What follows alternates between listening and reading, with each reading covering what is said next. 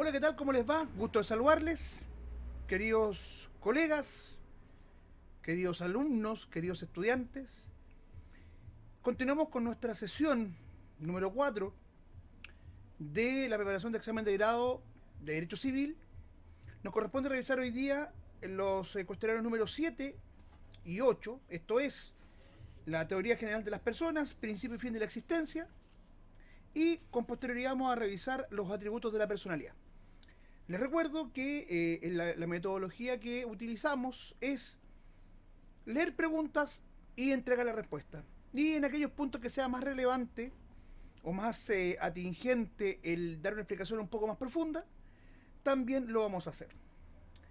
Les recuerdo que los cuestionarios que ya hemos revisado con anterioridad en las sesiones pasadas son los siguientes.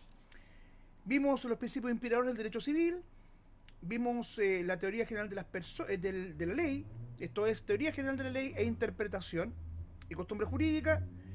Luego vimos efectos de la ley en cuanto al tiempo y en cuanto al territorio.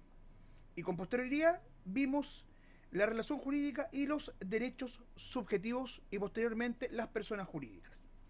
Por lo tanto, ahora nos vamos a introducir ya de lleno la teoría de las personas y vamos a partir definiendo lo que es persona. La definición es legal, está señalada en el artículo 55. Por lo tanto, la primera pregunta es: ¿dónde se encuentra definida la persona natural? Está definida en el artículo 55 del Código, que define a las personas como todos los individuos de la especie humana, cualquiera sea su edad, sexo, estirpe o condición. Divídanse en chilenos y extranjeros. Segunda pregunta: ¿cuántos tipos de existencia consagra el Código Civil? Aquí tenemos dos tipos de existencia: existencia natural y existencia legal. La existencia natural comienza con la concepción y termina con el nacimiento, mientras que la existencia legal comienza con el nacimiento y termina con la muerte. Tercera pregunta: ¿qué presunción existe de la concepción? Nuestro Código Civil, en el artículo 76, señala una presunción muy importante que tenemos que saberla, tratar en lo posible de, si es que nos llegan a preguntar, definirla tal cual como está en el código. El código dice lo siguiente: de la época del nacimiento se coligue la de la concepción según la regla siguiente. ¿Qué significa esto? Cuando se produce el nacimiento, la fecha del nacimiento me permite saber cuándo se produjo la concepción de acuerdo a la siguiente regla. Se presume de derecho, esto es, no admite prueba en contrario, que la concepción ha precedido el nacimiento no menos de 180 días cabales y no más de 300 contados hacia atrás desde la medianoche en que principie el día del nacimiento. Por lo tanto, desde las 0 horas del día en que se produce el nacimiento, yo no debo contar menos de 180 días hacia atrás ni más de 300, y ese es el momento en que se presume que se produce la concepción. Siguiente pregunta: ¿cómo nuestra legislación protege la existencia natural? Hay varios tipos de protección. Por ejemplo, el artículo 19, número 1 de nuestra Carta Fundamental consagra que la ley protege la vida del que está por nacer. También tenemos, por ejemplo, la protección penal respecto del aborto voluntario, que condena el aborto voluntario. También tenemos, por ejemplo, protección en materia laboral con el foro maternal, también el prenatal. También, por ejemplo, en materia de la ley sobre abandono de familia y pago de pensiones alimenticias, se dispone que la madre puede demandar alimentos para el hijo que está por nacer. Eso mucha gente no lo sabe, pero efectivamente así es. Y se supone que estos alimentos van destinados a todo lo que son los gastos de el embarazo, controles médicos, etcétera. Siguiente pregunta: ¿puede ser titular de derechos el que está por nacer? Y aquí nuevamente nos vamos al código. Artículo 77, ¿qué dice? Los derechos que se deferirían a la criatura que está en el vientre materno, si hubiese nacido y viviese, estarán suspensos hasta que el nacimiento se efectúe. Y si el nacimiento constituye un principio de existencia, entrará el recién nacido en el goce de dichos derechos, como si hubiesen existido al tiempo en que se difirieron. En el caso del artículo 74, inciso segundo, esto es, la existencia legal, que la vamos a ver después, pasarán estos derechos a otras personas como si la criatura jamás hubiese existido. ¿Qué significa esto? Se pueden ¿Puede un ser que está por nacer ser titular de derechos? Sí. Se le difieren los derechos. Pero, ¿cuál es la suerte o destino de esos derechos? Y aquí tenemos que distinguir. Si se verifica el nacimiento, el recién nacido entra en el goce de esos derechos, como si hubieran existido al tiempo en que se le difirieron los derechos. Pero, si muere en el claustro materno, o antes de estar separado completamente del cuerpo de su madre, o bien no sobrevive un momento siquiera, pasarán estos derechos a otras personas y se reputa que la criatura jamás existió. Siguiente pregunta. ¿Cuál es la naturaleza jurídica de estos derechos? Hay discusión doctrinal. Algunos plantean que son derechos bajo una condición suspensiva, que es que nazca, otros que son derechos eventuales, y algunos hablan de derechos especiales. ¿Qué es lo relevante? Que existe una protección legal para el que está por nacer. Sin embargo, es una protección, por decirlo de alguna forma, nominal, porque en realidad la verdadera protección legal se produce con el nacimiento. Y aquí justamente viene la siguiente pregunta. ¿Cuándo comienza la personalidad? La personalidad legal comienza con el nacimiento, porque ahí comienza la existencia legal. Y para que comience este periodo, para que este no nacido se convierta en sujeto de derechos, deben concurrir tres requisitos. Primero, que el niño haya nacido. Segundo, que haya sido expulsado completamente del claustro materno. Y tercero, que haya sobrevivido a esta separación un instante siquiera. La criatura que no logra sobrevivir a la separación un momento siquiera se reputa no haber existido jamás. ¿Por qué razón? Porque nuestro código recoge la teoría de la vitalidad. Lo que le interesa al legislador es que el no nacido nazca, vivo. A contrario senso de lo que ocurre con la teoría de la viabilidad, que lo que le interesa o plantea es que es sujeto de derecho aquel que sobrevive al parto. Después del momento del nacimiento se habla de la viabilidad, esto es que el no nacido, el recién nacido sea viable, esto es que esté apto para la vida. Siguiente pregunta, ¿qué importancia presenta saber si se llegó a nacer o no? Es importante lo que se refiere a la asociación por causa de muerte. ¿Cómo se prueba la supervivencia del hijo? Dijimos que uno de los requisitos para que haya existencia legal es que el recién nacido, haya sobrevivido a la separación del cuerpo de su madre un instante siquiera. ¿Cómo se prueba? A través de un examen que se llama la dosimasia pulmonar hidrostática. No vamos a decir de qué se trata porque todos lo sabemos y es un poco fuerte, pero esa es la forma de saber si respiró o no respiró. Y si respiró, se entiende que vivió. Esto es el principio de la existencia. Después tenemos el fin de la existencia. Para que vamos recapitulando, ¿qué artículos son importantes acá? Artículo 55, donde está definida la persona. Artículo 76, donde está explicada la presunción de la concepción. Y el artículo 74, en lo relativo a la existencia legal. Y también el artículo 77, en lo relativo a los derechos eventuales o condicionales que tenga el que está por nacer. ¿Cómo termino? ¿Cuál es el fin de las personas naturales? El artículo 78 dice la persona termina en la muerte natural. ¿Qué es la muerte natural? Es el cese definitivo, absoluto e irreversible de todos los fenómenos de vida, en particular las funciones cerebrales.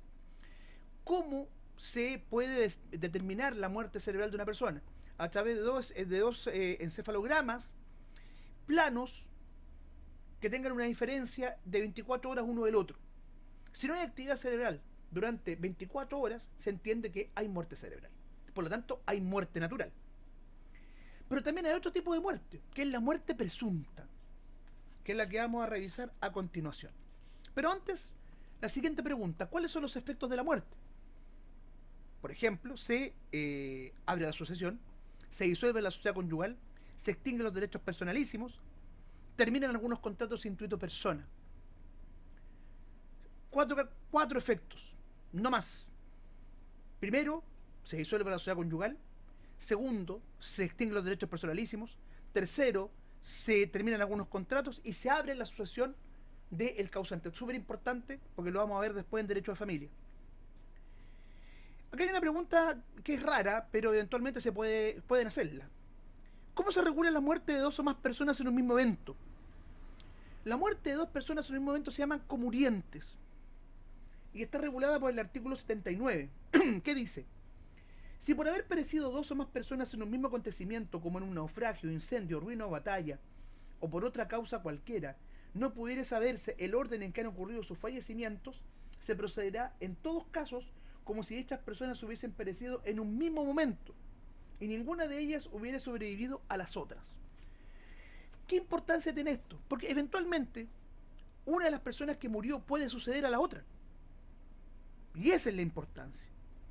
Saber el por qué, y esa es la razón por la cual es necesario saber el orden de las muertes. En este caso, ambas muertes se producen en el mismo momento. Ahora pasamos a la muerte presunta. Aquí hay que tener mucho cuidado porque esta pregunta, se pregunta mucho, la muerte presunta. ¿Qué es la muerte presunta? Es aquella declarada por el juez, de acuerdo a las reglas generales, respecto a un individuo que ha desaparecido y del cual no se tienen noticias y se ignora si vive o no. Es aquella declarada por el juez, de acuerdo a las reglas generales, respecto a un individuo que ha desaparecido y que no se sabe si vive o no. Esa es la muerte presunta, así se define. Por lo tanto, la muerte presunta implica o toma en consideración dos hechos fundamentales. Primero, que hay un individuo que desapareció, que no se sabe dónde está, por un largo periodo de tiempo. Se ha ausentado su domicilio por un largo periodo de tiempo. Y la segunda circunstancia conocida es que se carece de noticias de su paradero. No se sabe si vive o no. Siguiente pregunta: ¿cuál es el objeto de la declaración de muerte presunta? Es definir la suerte de los bienes que constituían el patrimonio dejado por el desaparecido, o de aquellos que podrían corresponder en las sucesiones abiertas durante su ausencia. Por lo tanto, están en juego los intereses del desaparecido, los intereses de terceros y el interés general de la sociedad. ¿Cuáles son los requisitos de la muerte presunta? Como siguiente pregunta: que sea declarada por una sentencia judicial, que esa sentencia se haga conforme a las reglas generales establecidas en el Código Civil, que el individuo haya desaparecido, que se haya ausentado de su domicilio y que no se sepa nada de él. Estos son los requisitos o las etapas en realidad de la muerte presunta. ¿Quiénes pueden pedir la declaración de muerte presunta? Cualquier persona que tenga un interés en ella, esto es, un interés pecuniario subordinado a la muerte del desaparecido. Pero esto no incluye a los acreedores. ¿Por qué razón? Porque los acreedores, el interés de los acreedores no está subordinado a la muerte del desaparecido, porque ellos eventualmente pueden perseguir sus créditos en la persona del representante del desaparecido. Y si no lo hay, pueden solicitar el nombramiento de un curador de bienes. Siguiente pregunta: ¿cuáles son las formalidades de la muerte presunta? Primero, los interesados deben justificar previamente que se ignora el paradero del desaparecido y que se han realizado las diligencias para averiguarlo. Segundo, esto es súper importante, la citación del desaparecido, a lo menos 3 citaciones, con una diferencia de 2 meses entre cada una, a través del diario oficial. Tercero, interviene el defensor de ausentes. Cuarto, que transcurra un cierto plazo mínimo entre la última citación. Entre la última citación deben haber transcurrido al menos 3 meses desde la última citación. Y la inserción de la sentencia en el diario oficial. ¿Por qué a lo menos 3 meses? Porque después nos vamos a dar cuenta de que hay ciertas reglas especiales en cuanto a la duración de los plazos o etapas de la muerte presunta. Por eso que me detuve ahí. Ahora, siguiente pregunta: ¿cómo se fija el día presuntivo de la muerte? No sabemos cuándo murió. Solo sabemos que el tipo está desaparecido. Pero sí sabemos que hay, por decirlo de alguna forma, un hito, que son las últimas noticias que se tuvo de él. Pues bien, la fecha presuntiva de la muerte será el último día del primer bienio contado de la fecha de las últimas noticias. ¿Qué significa esto? Que si la última noticia del desaparecido se tuvieron el 15 de junio del año 2000, el día presuntivo de la muerte será el 15 de junio del 2022, 2 años después. Cuando el código habla de bienio o trienio, se refiere a 2 o 3 años respectivamente. Ahora, ¿cuáles son los periodos que se establecen para la muerte presunta. Hay tres periodos: el periodo de mera ausencia, el periodo de posesión provisoria y el periodo de posesión definitiva. De estos tres, el único que se puede omitir es el periodo de posesión provisoria, eventualmente. ¿En qué consiste el periodo de mera ausencia? El periodo de mera ausencia es aquel periodo de tiempo que abarca desde las últimas noticias hasta, por regla general, 5 años, que es cuando se decreta la posesión provisoria de los bienes. Eventualmente este periodo puede ser menor. ¿Cuándo puede ser menor? Por ejemplo, cuando una persona fue herida, recibió herida grave en guerra, o le sobrevino otro peligro semejante, una persona que se encontraba en una nave o aeronave perdida, y una persona que desapareció en una catástrofe. Después vamos a ver, más adelante, que ese periodo de 5 años disminuye en ese tipo de circunstancias. ¿Cuál es la finalidad esencial acá? Acá los intereses más importantes son los intereses del desaparecido. Por lo tanto, la idea es preservar los derechos y patrimonio del desaparecido. ¿Por qué? Porque eventualmente puede aparecer. Por lo tanto, la característica fundamental de este periodo es que la administración de los bienes le corresponde a el representante legal o convencional del desaparecido, si es que lo hubiera designado, y a falta de estos se designa un curador de bienes. Aquí no intervienen los herederos presuntivos. ¿Por qué? Porque los intereses del desaparecido, tanto personales como patrimoniales, son los que realmente tienen relevancia. ¿Cómo termina este periodo de mera ausencia? Por regla general, termina con el decreto de posesión provisoria. También puede terminar con el decreto de posesión definitiva, que después vamos a ver cuándo se omite el periodo de posesión provisoria.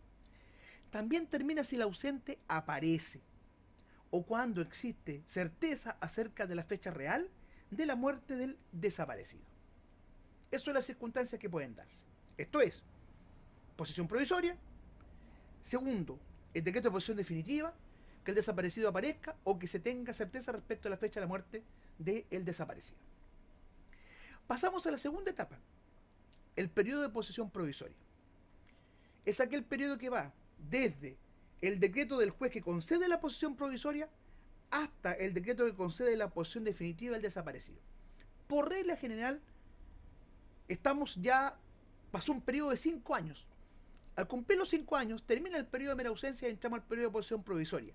Y de ahí se cuentan 5 años para que se decrete la posesión definitiva de los bienes. Ese espacio de tiempo es el que se denomina posesión provisoria. ¿Cuál es la finalidad? Conciliar los intereses del desaparecido con los intereses de aquellos terceros que se convertirían en herederos si esta persona realmente hubiera desaparecido, hubiera fallecido. Por lo tanto, aquí hay que conciliar los intereses del desaparecido con el de los herederos presuntivos. De hecho, una característica esencial de esta etapa es que la posesión provisoria solamente la pueden solicitar los herederos presuntivos del desaparecido, no terceros. ¿Y quiénes son los herederos presuntivos? Los que eran a la fecha de la desaparición, son aquellos que lo eran a la fecha de declaración de muerte presunta. Ahora, si no se presentan herederos presuntivos, el tribunal puede declarar la herencia yacente y nombrar un curador. Eso es súper importante. ¿Qué obligaciones tienen los poseedores provisorios? Primero, formar inventario solemne y constituir caución de conservación y restitución de los bienes del desaparecido. ¿Por qué? Porque si el desaparecido aparece, ellos tienen que entregar los bienes en la misma situación y en la misma condición y en el mismo estado en que los recibieron. Perfecto. Pregunta, ¿se pueden vender o hipotecar los bienes desaparecidos de esta época? Por regla general, no, pero eventualmente sí. Respecto a los bienes muebles, hay reglas distintas que para los bienes inmuebles. Respecto a los bienes muebles, debemos determinar que pueden ser vendidos cumpliéndose las siguientes condiciones. Primero, que el juez lo creyere conveniente. Segundo, que se escuche al defensor de ausentes. Y tercero, que se vendan en pública subasta. Acá el elemento fundamental es la conveniencia de la venta, que es determinada por el juez. Pero cuando se trata de inmuebles hay un requisito mayor, porque estamos hablando de bienes raíces. ¿Cuál será? Que la venta o hipoteca obedezca a causa necesaria o utilidad evidente. Que obedezca a causa necesaria o utilidad evidente. Y esta debe ser declarada por el juez con conocimiento de causa.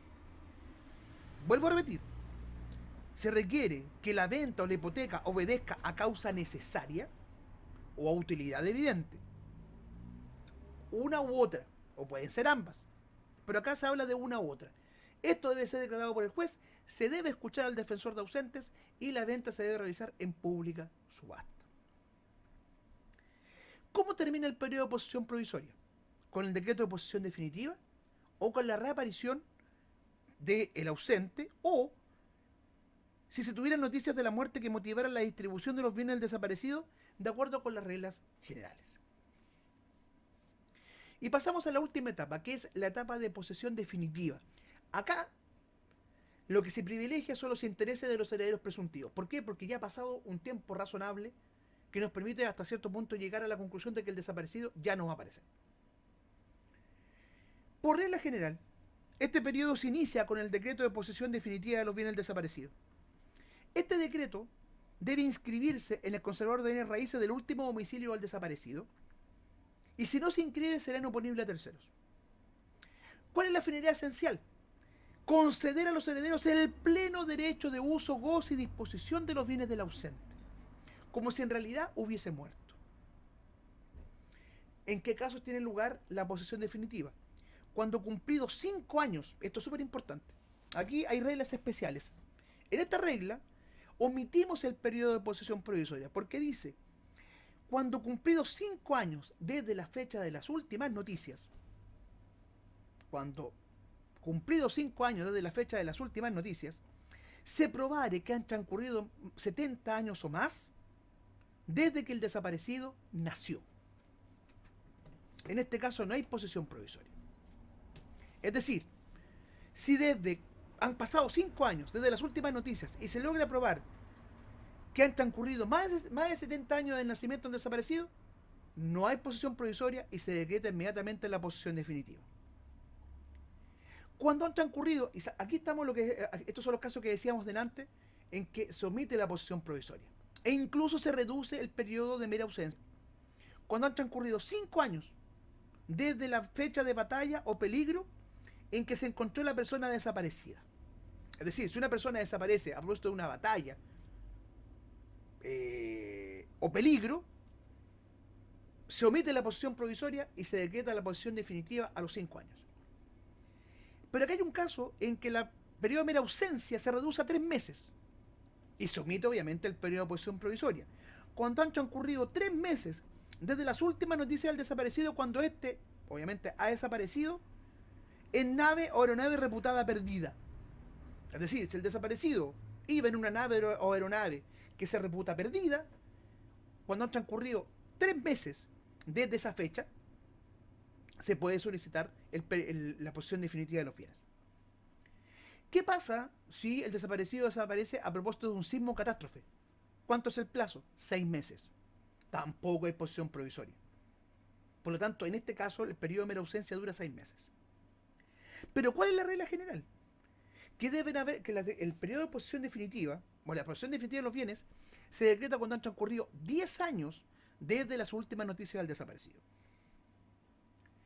Ahora, ¿cuáles son los efectos de la muerte presunta? Los mismos efectos que la muerte natural. Esto es, se abre la sucesión, se disuelve el matrimonio, se pueden ejercitar los derechos subordinados a la muerte, se extinguen las cauciones, se extinguen los derechos personalísimos y los contratos intuito persona también. Y también se procede a la partición de bienes.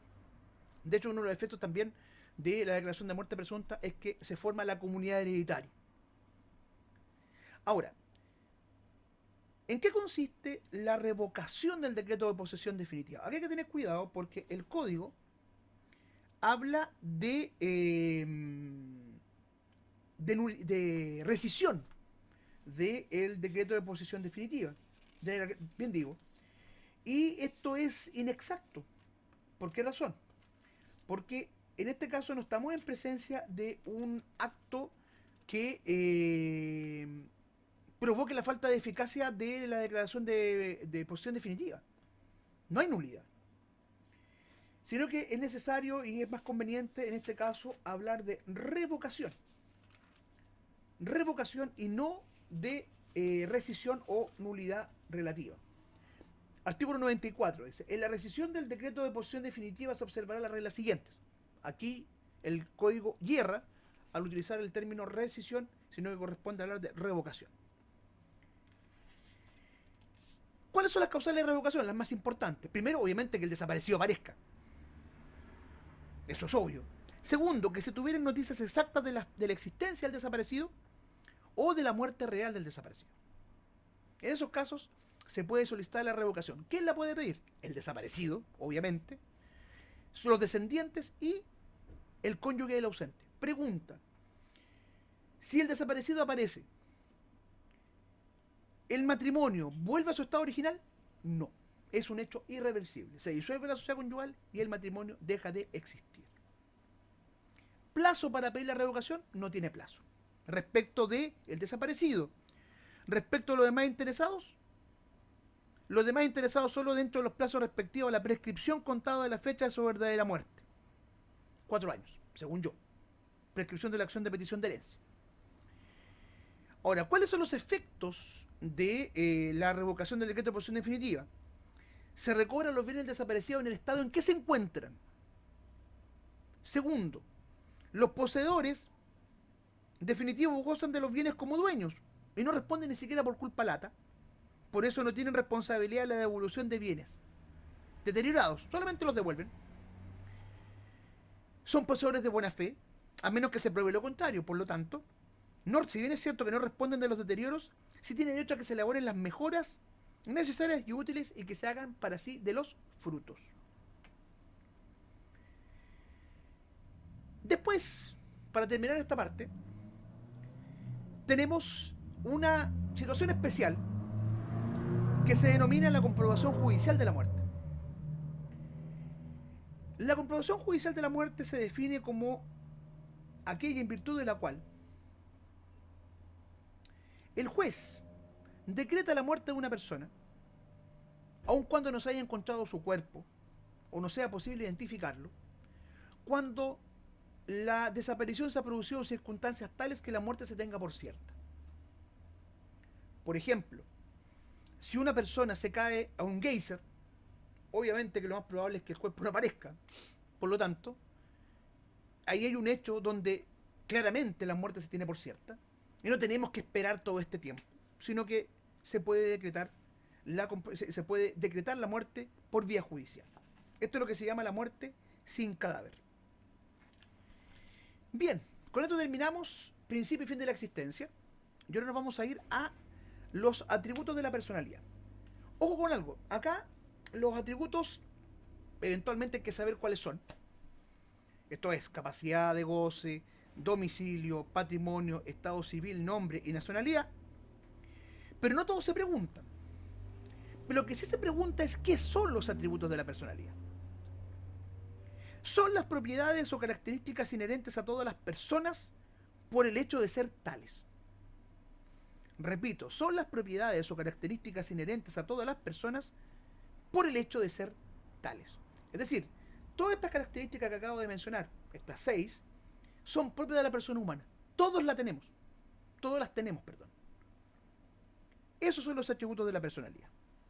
Ahora, la capacidad la vamos a mencionar, pero después la vamos a desarrollar más en extenso cuando hablemos del acto jurídico. Pero por de pronto, tenemos que saber que hay dos tipos de capacidad: capacidad de goce y capacidad de ejercicio. La capacidad de goce es la aptitud de una persona para adquirir derechos y contraer obligaciones. Este es el atributo de la personalidad, la capacidad de goce, no la capacidad de ejercicio.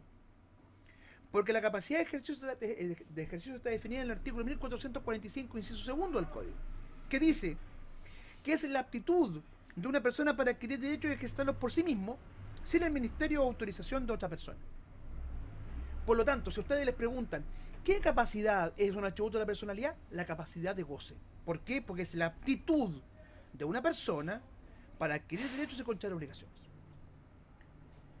Siguiente pregunta. ¿Existen incapaces de goce? En nuestro derecho solo existen incapacidades de goce especiales. Esto es referente a uno o más derechos determinados, pero jamás incapacidad de goce absoluta. ¿Existen incapacidades de ejercicio? Es posible que ciertos individuos estén totalmente desprovistos de capacidad de ejercicio, que son los incapaces absolutos, o bien que tengan una capacidad restringida, esto es, los incapaces relativos. Ahora, ¿cuántos tipos de incapaces existen? Y aquí todos cometen el mismo error. Dicen absolutos y relativos. Y eso no es así. Existen tres tipos de incapaces: absolutos, relativos y especiales. El artículo 1447 nos señala que hay incapaces absolutos, incapaces relativos, y el último inciso habla de los incapaces especiales, que muchos lo olvidan. Veamos, lectura de código. Artículo 1447. Son absolutamente incapaces los dementes, los impúberes y los sordomudos que no pueden darse a entender claramente. Sus actos no producen ni aún obligaciones naturales y no admiten caución. Repito, son incapaces absolutos, los dementes, los impúberes y los sordos y los sordomudos que no pueden darse a entender claramente. Sus actos no producen ni aún obligaciones naturales y no admiten caución. Absolutamente incapaces. ¿Cómo actúan en la vida del derecho? Solamente representados, nunca de manera personal. Después, en el inciso tercero dice, son también incapaces los menores adultos y los disipadores que se hallen bajo interdicción de administrar lo suyo. Pero la incapacidad de las personas a que se refiere este inciso no es absoluta, y sus actos pueden tener valor en ciertas circunstancias y bajo ciertos respectos determinados por las leyes. Estos son los incapaces relativos. ¿Cómo actúan? Pueden actuar representados o personalmente si son debidamente autorizados. Eso lo vamos a ver más adelante, la autorización, la homologación y la delegación. Pero el último inciso del artículo 1447 señala, además de estas incapacidades, hay otras particulares que consisten en la prohibición que la ley ha impuesto a ciertas personas para ejecutar ciertos actos. Por ejemplo, es nula la compraventa entre cónyuges no divorciados perpetuamente, no separados perpetuamente. Entre cónyuges no se puede realizar una compraventa. No se puede celebrar un contrato de compraventa. Ellos pueden celebrar compraventa con quien quieran, pero entre ellos no. Ellos son incapaces relativos, pero incapaces especiales para ese acto en particular. ¿Puede, por ejemplo, el curador comprar bienes del pupilo? No. ¿Puede el tutor casarse con su pupilo? No. ¿Puede, por ejemplo, una persona X vender un bien que está fuera del comercio humano? No. Puede vender cualquier cosa, menos eso. A eso es a lo que se refiere el inciso final del artículo 1447. Por lo tanto, recordemos, incapaces absolutos, relativos y especiales. No vamos a entrar en la nacionalidad porque no nos corresponde, pero es bueno saber que la nacionalidad no está definida por la ley, sino que se le define como el vínculo jurídico que une a una persona con un estado determinado y que origina derechos y obligaciones recíprocas. Eso es, un vínculo jurídico regulado a nivel constitucional y regulado a nivel del derecho internacional, que une una persona con el Estado y que origina derechos y obligaciones recíprocas. De hecho, la nacionalidad, aparte de ser un atributo de la personalidad, es considerado un derecho fundamental. El nombre. El nombre se define como el conjunto de palabras que sirven para distinguir legalmente una persona de las demás. Pregunta, ¿esta definición es buena? No. ¿Por qué razón? Porque dos personas pueden llamarse perfectamente de la misma forma, exactamente de la misma forma, los mismos nombres y los mismos apellidos. Lo único que sirve para identificar legalmente una persona de otra es el rol único tributario y el rol único nacional o de nacimiento. Eso es lo único que nos sirve para poder distinguir legalmente una persona de otra. ¿Cómo se clasifica el nombre? Tenemos el nombre civil, el sobrenombre, el seudónimo y el nombre comercial. ¿Cómo se compone el nombre? Tenemos el nombre patronímico de familia, que son los apellidos, y el nombre de pila. Pregunta, ¿el nombre puede cambiar? Sí. ¿Cómo? Primero, puede cambiar por vía principal a través de la ley, a través de una rectificación de partida de nacimiento. Esto es un procedimiento voluntario donde yo solicito que mi nombre sea rectificado o cambiado porque, por ejemplo, me provoca menoscabo moral, es irrisorio o ridículo, etcétera. O la segunda forma es por vía consecuencial. Esto es, por ejemplo, si yo soy hijo de filiación extramatrimonial y cuando yo nací mi madre me inscribió con sus dos apellidos, con su mismo apellido dos veces, y después mis padres se casan, yo, por un hecho externo a mi voluntad, como consecuencia de ese matrimonio, cambia mi nombre. ¿Por qué? Porque paso a tener los apellidos de mi padre y de mi madre. ¿Qué características tiene el nombre? Es incomerciable, inembargable, imprescriptible, irrenunciable, permanente por regla general y es uno e indivisible. Ahora vamos al estado civil. Esto es súper importante. Porque acá tenemos definición legal. Mala como ella sola, pero la tenemos. Busquen por favor el artículo 304. Artículo 304 del Código. Dice, el estado civil es la calidad de un individuo en cuanto la habilita para ejercer ciertos derechos y contraer ciertas obligaciones civiles. Es la calidad de un individuo en cuanto lo habilita para ejercer ciertos derechos y contraer ciertas obligaciones civiles. ¿Cuál es la gran crítica que se le hace a esta definición? Que se parece más a la definición de capacidad que a la definición de estado civil. ¿Por qué? No expresa lo que es el estado civil y es ambigua. Por lo tanto, ¿cómo ha definido la doctrina el estado civil? Es la calidad o posición permanente que un individuo ocupa en la sociedad en orden a sus relaciones de familia o que emana de sus relaciones de familia en cuanto le confiere o impone ciertos derechos y obligaciones civiles.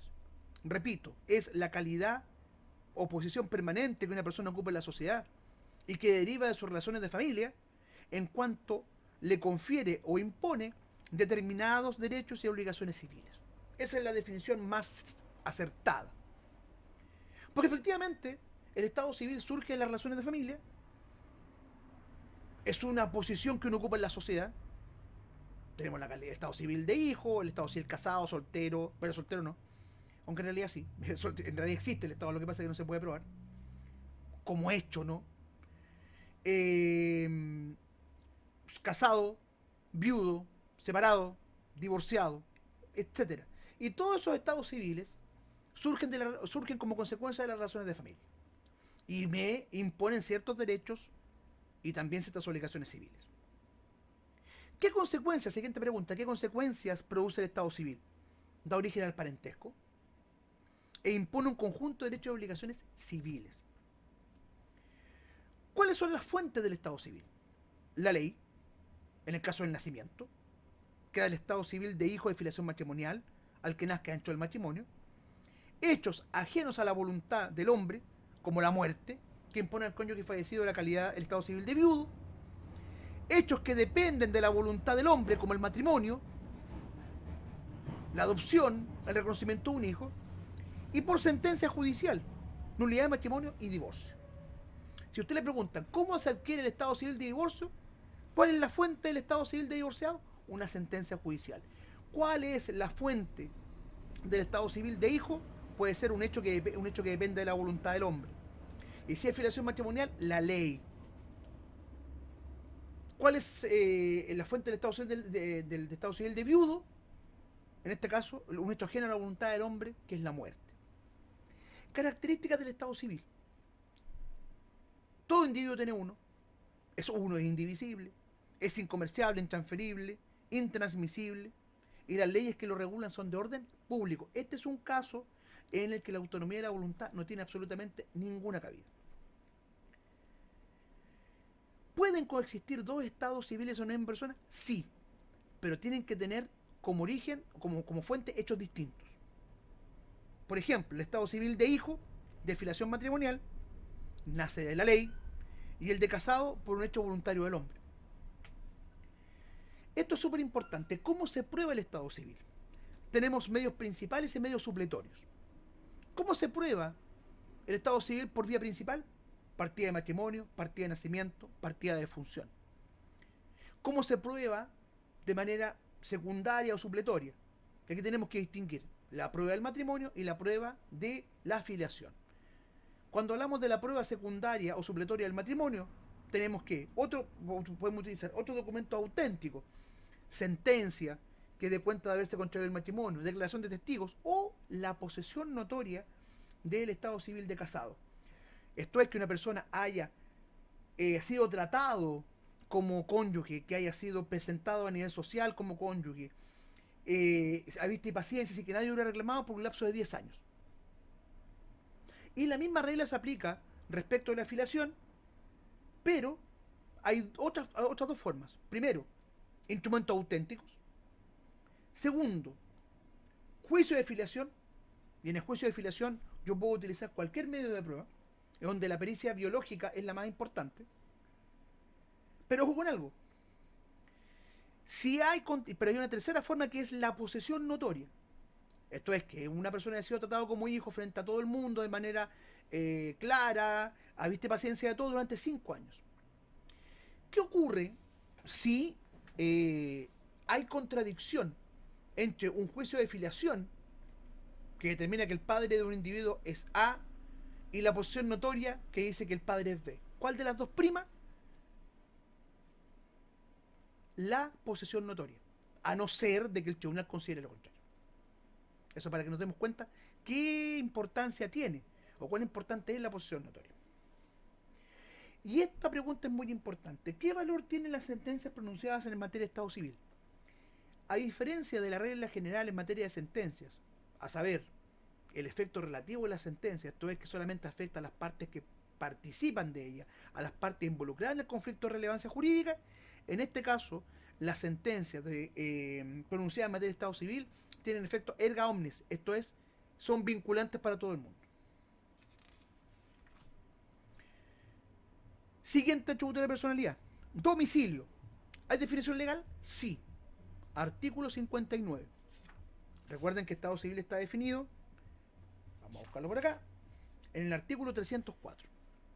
Vayan anotando los artículos, aunque no nos preguntan en qué artículo está, es muy raro, pero es bueno tener en cuenta para posicionarse dentro del código. ¿Qué es el domicilio? Artículo 59. Es la residencia acompañada real o presuntivamente del ánimo de permanecer en ella. Es la residencia acompañada real o presuntivamente del ánimo de permanecer en ella. Por lo tanto, siguiente pregunta. ¿Cuáles son los elementos del domicilio? Tenemos el elemento objetivo o material, que es la residencia, y el elemento subjetivo, que es el ánimo de permanecer en ella. Esta pregunta es muy importante. ¿Cuáles son los niveles de vinculación jurídica de una persona con un lugar? Puede ser habitante, puede ser residente o puede estar domiciliado. ¿Qué es la habitación o morada? Es el lugar donde la persona duerme o se encuentra accidentalmente. Por eso, cuando el artículo 14 del Código Civil dice que la ley es obligatoria para todos los habitantes de la República, incluso los extranjeros, no dice que la ley es obligatoria para todos quienes tengan domicilio en Chile, sino que para todos los habitantes, esto es, personas que incluso, siendo extranjeras, se encuentren de paso por Chile. Por lo tanto, repito, ¿qué es la habitación o morada? Es el lugar en que se pernocta o se encuentra accidentalmente una persona. Después tenemos la residencia, que es el lugar en que habitualmente se encuentra una persona, pero que no es necesariamente su domicilio. Y después tenemos el domicilio, que es un concepto jurídico, y no de hecho como los dos anteriores. Y ahí hay presunciones del domicilio, presunciones positivas y presunciones negativas. Es decir, hechos que me permiten llegar a la conclusión de que ese lugar es el domicilio de una persona, y otras en que me permiten llegar a la conclusión de que ese no es el lugar donde esa persona tiene su domicilio. Por ejemplo, presunciones positivas. Se presume que es el domicilio de una persona el lugar donde habitualmente ejerce su profesión o oficio. El lugar donde se abre tienda, botica, fábrica, taller u otro establecimiento durable para administrar una persona. El lugar donde se ejerce un cargo de concejal. Recuerden que hay un requisito: 2 años antes de la elección tiene que estar ahí. Otra presunción positiva: aceptar un cargo fijo de aquellos que regularmente se confieren por largo tiempo. Y después tenemos las presunciones negativas. Por ejemplo, respecto al notario, estamos hablando de un cargo de alto tiempo, un cargo de largo tiempo. Ahí se entiende que se presume que su domicilio es el lugar donde tiene su despacho. Y también hay presunciones negativas. Por ejemplo, habitar en un lugar temporalmente. Otro caso de confinamiento de destierro que afecta a un individuo. Obviamente, si una persona está presa en Antofagasta, por ejemplo, en la cárcel de Antofagasta no es su domicilio. ¿Cómo se clasifica el domicilio? Tenemos domicilio civil y domicilio político. El domicilio civil es el estado donde vive una persona. Y el domicilio político es el lugar en específico donde esa persona vive. Es al revés. El domicilio político es el estado donde una persona vive, perdón. Y el domicilio civil es la parte determinada del territorio donde esa persona tiene su domicilio. También tenemos domicilio legal, convencional o real. El domicilio legal es el que la ley impone de oficio a ciertas personas. Por ejemplo, el de los interdictos, los criados, dependientes, los menores. El domicilio convencional es aquel que se pacta en un contrato para efectos judiciales o extrajudiciales. Y el real es aquel en que las personas eligen a su arbitrio. ¿Qué importancia tiene el domicilio? Por ejemplo, en materia sucesoria. ¿Por qué razón? Porque la sucesión de una persona se abre en su último domicilio. Para la posesión notoria del estado civil de matrimonio o de hijo. Si se estipula un lugar determinado de las obligaciones de género, el pago debe hacerse en el domicilio. En materia procesal, para determinar el juez competente. Para las notificaciones también. Para determinar el juez competente para declarar la muerte presunta de alguien. Recuerde que el juez competente es el lugar donde el desaparecido tuvo su último domicilio. Y finalmente tenemos el patrimonio. ¿Qué es el patrimonio? Es el conjunto de derechos y obligaciones de una persona que pueden evaluarse en dinero. Conjunto de derechos y obligaciones de una persona que se pueden evaluar en dinero. ¿Cuál es la naturaleza jurídica del patrimonio? Hay una teoría clásica y una teoría moderna. ¿Qué es lo que dice la doctrina clásica? El concepto de patrimonio responde a una noción esencialmente pecuniaria, valor en dinero, es una universalidad jurídica distinta de los elementos o bienes que la componen, y toda persona tiene solamente un patrimonio. Nada más. Y el patrimonio es inseparable de la persona, por lo tanto es un atributo de la personalidad. En cambio, la doctrina moderna dice que no, porque desvincula la noción de patrimonio como atributo de la personalidad y lo considera como una entidad independiente. Por lo tanto, el patrimonio está desvinculado a la persona. Una persona puede tener varios patrimonios, como ocurre, por ejemplo, en el caso de una persona natural que tiene su patrimonio y al mismo tiempo se constituye como IRL. Y el patrimonio tiene una realidad material, por lo tanto tiene una realidad tangible. Y por esto colocamos fin a esta sesión, a esta cuarta sesión, donde revisamos lo más importante, las preguntas más preguntadas, valga la redundancia, de la teoría de las personas. Recuerden los artículos, denle una vuelta. Después, cuando en los otros videos, en los videos paralelos a esta lista de reproducción, donde vamos a explicar la materia de manera más específica, por temas, siempre es bueno manejar artículos. Las definiciones, la definición de domicilio del 59, 304 Estado Civil, persona 55, está definido, capacidad legal, artículo 1445, inciso segundo. Vimos también la presunción de la concepción del artículo 76. Vimos también la hipótesis del artículo 74, referente a la existencia legal, y artículo 77 respecto a los derechos deferidos. Vimos muerte presunta, los artículos que están ahí también, aunque la muerte presunta no se preguntan tanto los artículos. En la próxima sesión vamos a revisar, terminamos ya teoría de la ley y teoría de las personas, y nos vamos a ir a la que yo considero que es la materia más interesante de derecho civil junto con derecho a familia, que son los actos jurídicos. En la próxima sesión vamos a revisar el cuestionario 9 y el cuestionario 10. Esto es, conceptos y clasificaciones de los actos jurídicos y los requisitos de existencia y validez, en particular la voluntad. Para mí ha sido un placer estarlos acompañando en esta sesión. Recuerden, esto es lo que vale. Cualquier otro apunte sirve, complementen, pero esto es lo que se les debería preguntar. Recuerden los artículos y cualquier cosa me dejan comentarios abajo. Si quieren suscribirse, fantástico, si no, me parece fantástico. Lo importante es ayudarnos entre nosotros a rendir un buen examen de grado de manera absolutamente gratuita. Les mando un abrazo y que tengan una buena jornada. Chao, chao.